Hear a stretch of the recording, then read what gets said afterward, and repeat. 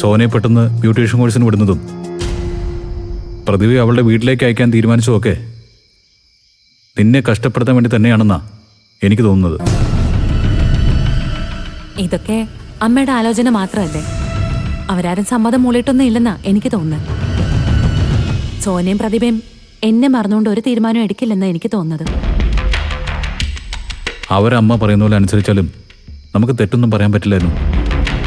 രക്ഷപ്പെടാനുള്ള ഒരു വഴി തുറന്നു കിട്ടിയ സോന അത് വേണ്ടെന്ന് വെക്കില്ല.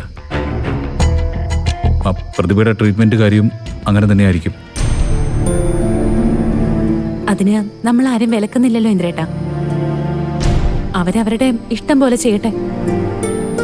ഞാൻ ഇന്ദ്രേട്ടന് വേണ്ടി ഏത് പ്രതിസന്ധി നേരിടാൻ തയ്യാറാ. എന്റെ കാര്യം ഓർത്ത് ഇന്ദ്രേട്ടൻ ടെൻഷൻ ആവാതിരുന്നാൽ മാത്രം മതി.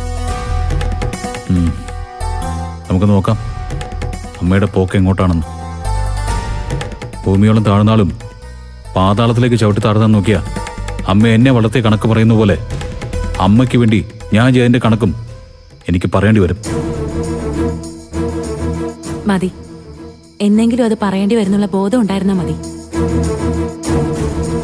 അങ്ങനെ സംഭവിക്കുന്ന ദിവസം വരെ ഞാൻ എന്ത് സഹിച്ച് ഇന്ദ്രേട്ടന്റെ കൂടെ തന്നെ നിന്നോളാം. അതുപോലെ അനു,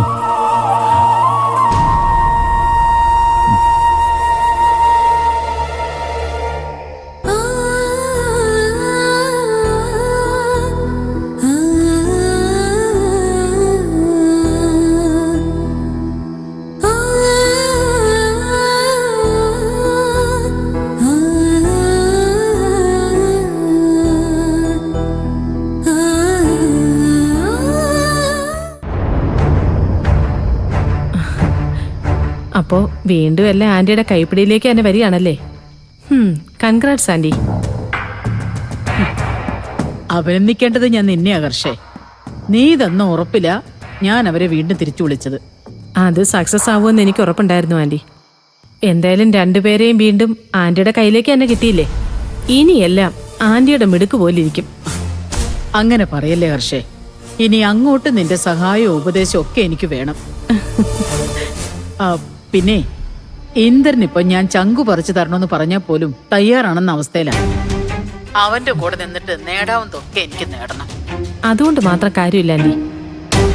അവന്റെ കയ്യിൽ നിന്ന് ആ അനുപമയെ തട്ടി മാറ്റാനും കൂടി നോക്കണം.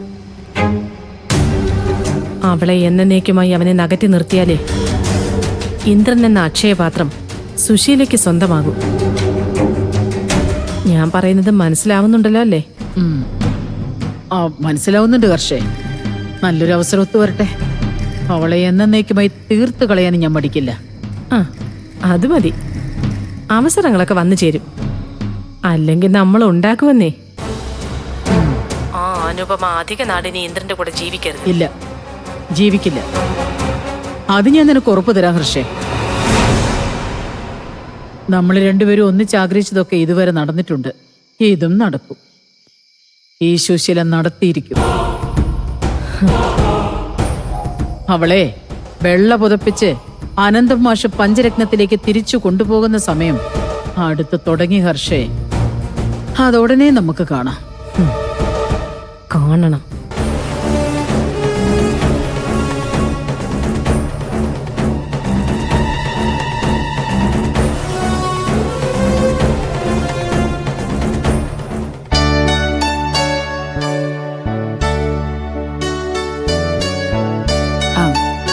ചേച്ചി രാവിലെ പണി തുടങ്ങിയോ? വെറുതെ ഇരിക്കല്ലേ ചിരു, എന്തെങ്കിലുമൊക്കെ പണി ചെയ്യാലോ എന്ന് വിചാരിച്ചു.